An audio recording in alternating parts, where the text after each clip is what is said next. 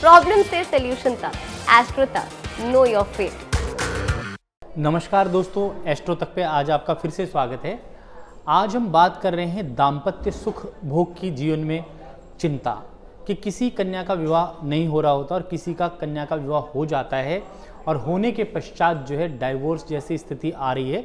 कलयुग के अंदर जो डिवोर्स की संख्या है वो बढ़ती जा रही है और कल की आप टिप्पणी देखें तो सुप्रीम कोर्ट ने कहा है कि भाई आप जो डिवोर्स म्यूचुअली भी तरीके से ले सकते हैं। कारण क्या है कि इतने ज़्यादा केसेस हो गए हैं कि जज वगैरह भी बिजी हो जाते हैं। तो डिवोर्स होने के कारण क्या है, जीवन के अंदर कुंडली का मिलान। अगर आप अष्टकूट मैचिंग नहीं करते, कहते हैं कि हमारे जीवन के अंदर 8 कूट का मिलाना बहुत ज़रूरी है, अष्टकूट का।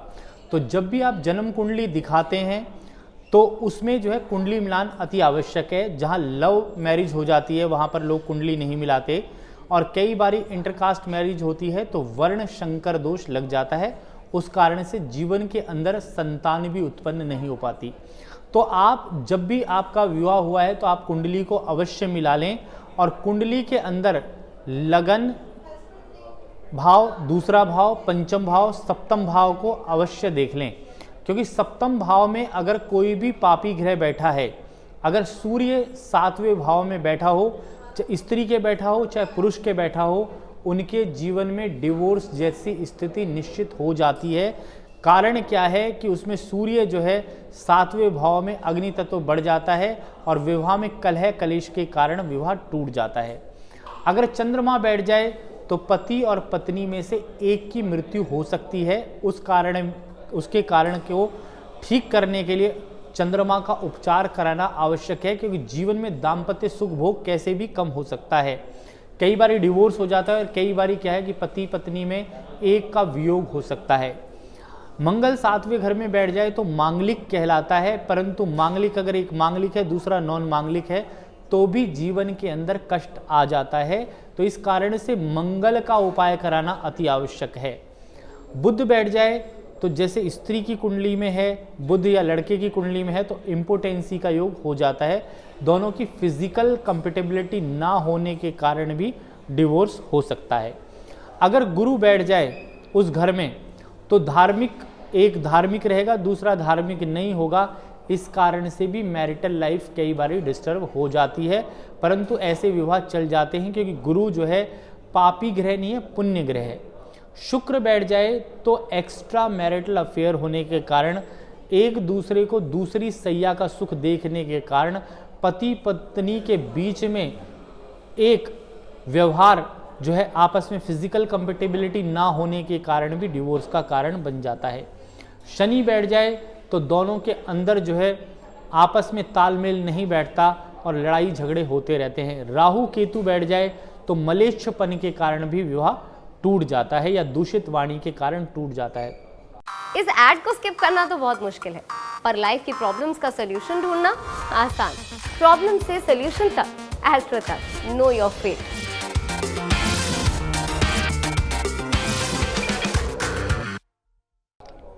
तो जैसे जिनकी कुंडली में इस प्रकार के दोष हैं, आप जरूर परामर्श करें, अपनी कुंडली दिखाएं और आप लिख कर के भेजें कि आप मुझसे पूछना चाहते हैं कुछ, जो भी आपके मन में सवाल है, तो उससे मैं आपकी जितनी भी समस्याएं हैं या आपके जीवन में किसी प्रकार का प्रॉब्लम आ रहा है तो उसका समाधान भी अवश्य करूंगा।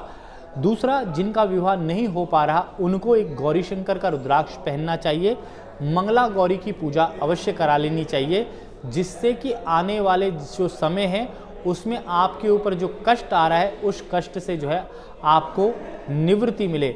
आज के युग के अंदर सबसे बड़ा कारण डिवोर्स का यही है कि कंपेटेबिलिटी इशू होने के कारण जीवन में डिवोर्स हो जाता है।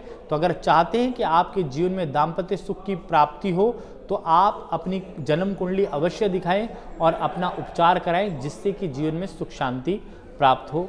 नमस्कार, मैं हूं आचार्य संजय शर्मा।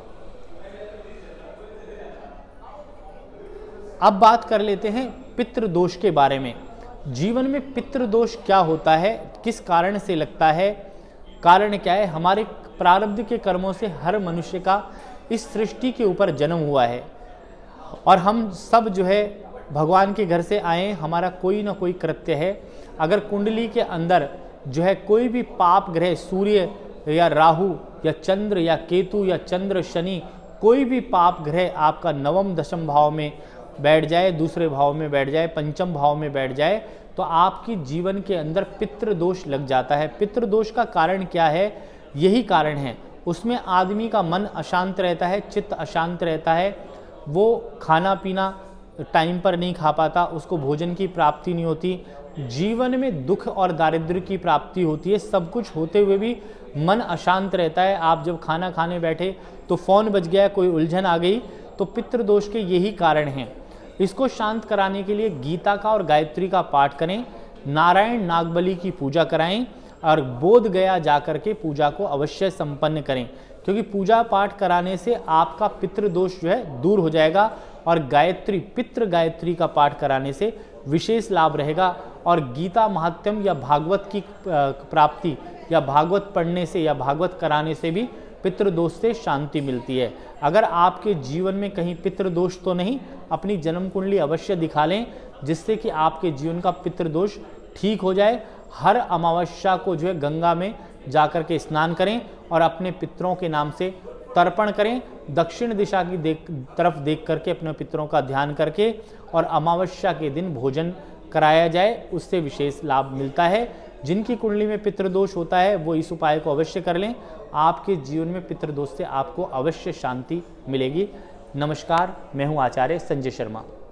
एस्ट्रो तक ऐप पर आपको मिलेगा भविष्य से जुड़े हर सवाल का जवाब। डाउनलोड कीजिए एस्ट्रो तक ऐप और चुटकी में जुड़िए इंडिया के बेस्ट एस्ट्रोलॉजर से।